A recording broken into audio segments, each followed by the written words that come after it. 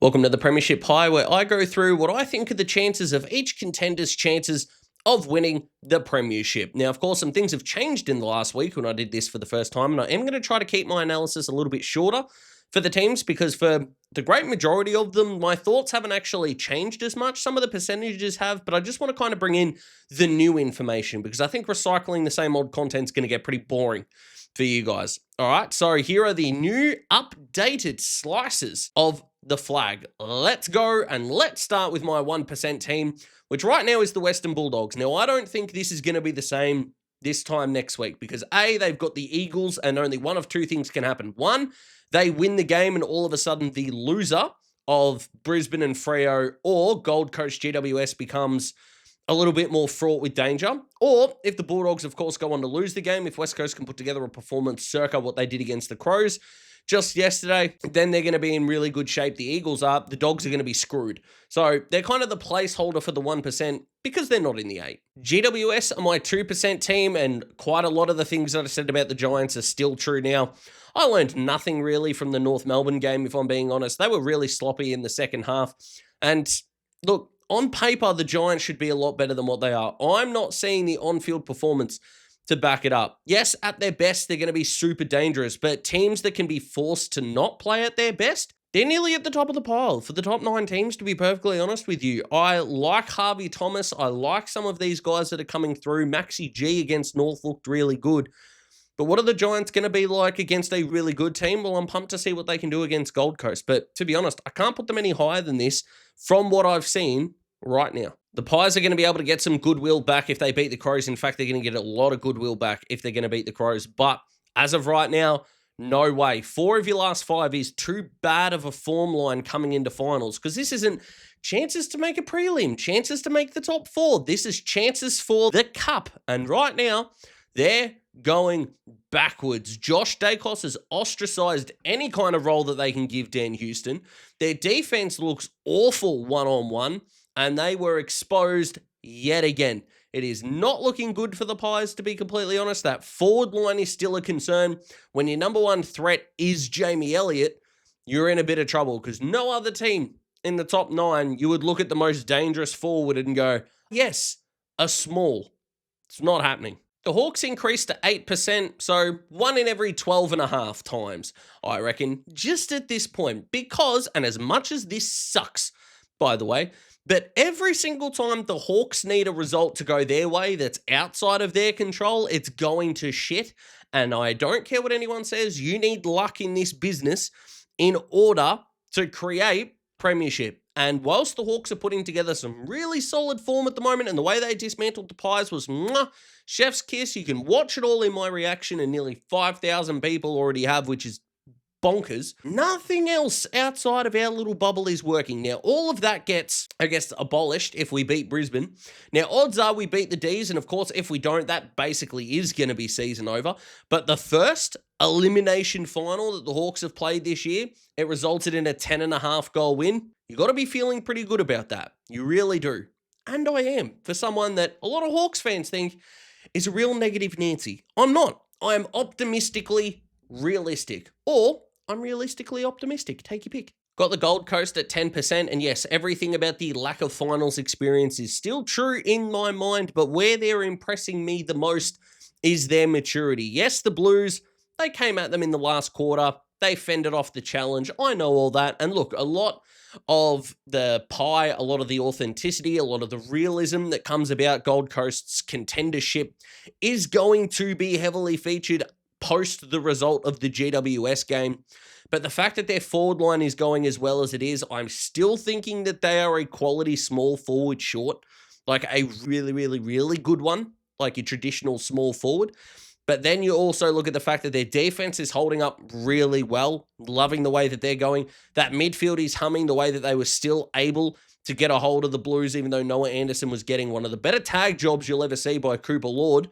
They're in a really good place at the moment. 10%, I think any Gold Coast fan would take that. Got Freo in at 12%, and some of the surprising discourse that I'm seeing on social media a lot about the Dockers is that they're playing a boring, docile kind of game.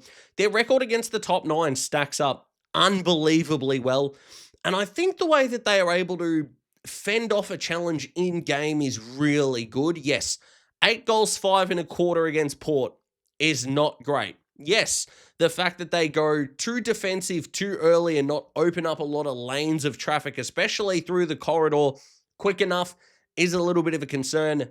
Yes, but if they are learning on the fly, they've got Brisbane, they've got the Bulldogs to finish the year.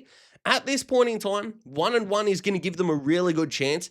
If they lose against Brisbane, though, it is going to drop. But this isn't a projection for those games.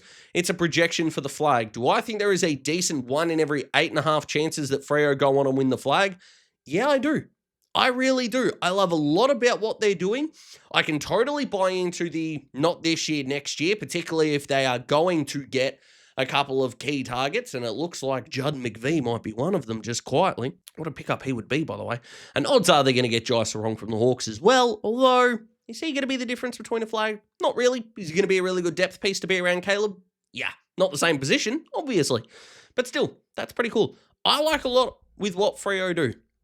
I hope that they can actually just go stuff it and go chips in. If Freo were a poker hand, I feel like they're like ace-queen suited, and a lot of what they do, a lot of their game plan is just limping or min raising. Sometimes, in some spots, you have to go all in, especially in that game against Port where you just got to punish a bloke that goes all in with like 7-3 offsuit. Yeah, you're going to lose some of the time. You are. But more often than not, your ace-queen's going to crush. And I think they need to take advantage of that more. Brisbane at 16% may look a little bit charitable because I gave Collingwood some smack, I should say. Brisbane lost 2 of the last 3, 11 goals to the Suns, smacked the Pies, lost to the Swans. Not great, not on exposed form. The good and the bad are coming together in not very great fashion for Brisbane at the moment. And whilst, yes, part of where they sat so highly in my last Premiership pie was the history, the reigning Premier, all of those things, they are losing the slice not just because of the loss, but because I'm not really sure if the reigning Premier thing at this point in time holds as much weight. At the end of the day, you've got a team like Sydney, who are the weird 10th place team in the competition that are going to be everyone's pick to make the top 4 next year as that team outside the finals that goes into the top 4 the next year, circa Adelaide this year. But the fact that it's been set up for Brisbane, I think, in a way that they have been given enough chances to really establish themselves, maybe not as the number 1 team in the comp, but definitely the number 2, and they're just not able to do that, is a little concerning. And yes, I know I got it wrong in the YouTube short. Brisbane won the flag from outside of the top 4 last year. And for some reason, they're kind of playing like, yeah, we'll just be able to do that again. We've done it before, instead of doing the conventional thing, which is finish inside the top 4. That is what I meant to say. I did not explain it well enough in that short, but that's how I feel about them.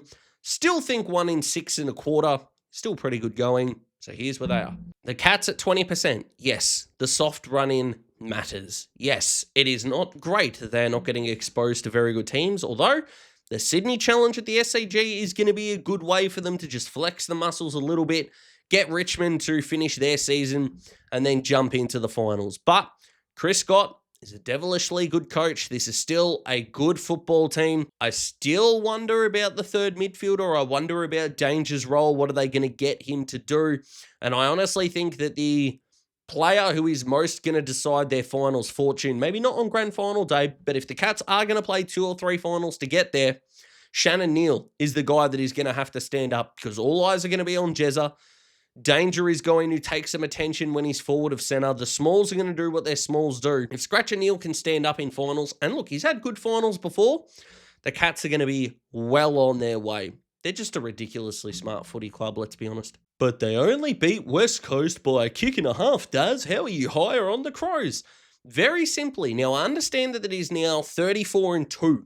In terms of teams not in the top 9 beating teams that are in the top 9. Now, you could also say that it's actually 34-0 in terms of clubs that aren't involving Sydney. Teams that are not called Sydney have not beaten a top 9 side since round 14, which is ridiculous. But Sydney did it to Freo in round 17 and did it to Brisbane this week. So the argument of, well, other clubs may have dropped this game is a little bit of a valid one, because in the last sort of 2 months, no, they haven't. But I thought, up against the challenge of the inevitable, or what may have been the inevitable, first versus 18th loss, not only did the leaders stand up, Jordan Dawson was fantastic, obviously, but where I think Adelaide earned some points with me in that performance was it was the non-stars that stood up in a big way. Zach Taylor was unbelievable in this game. Hugh Bond had some big moments. Jake Saligo in the first half just about brought his own footy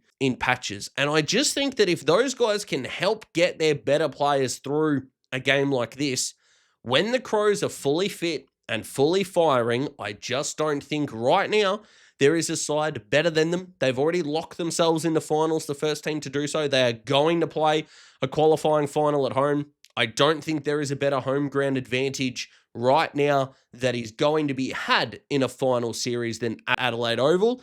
And their 26% for me is the biggest slice of pie, and they are the best team in it. So that is the Premiership Pie post round 22 league. Let me know what you guys think. Comment below. Let me know. Like the video if you like the video. Push that subscribe button because we're trying to hit 6K before the final start, and I can't do that without your help. Thank you so much for watching. Keep an eye out for Wednesday's video. I'll see you then.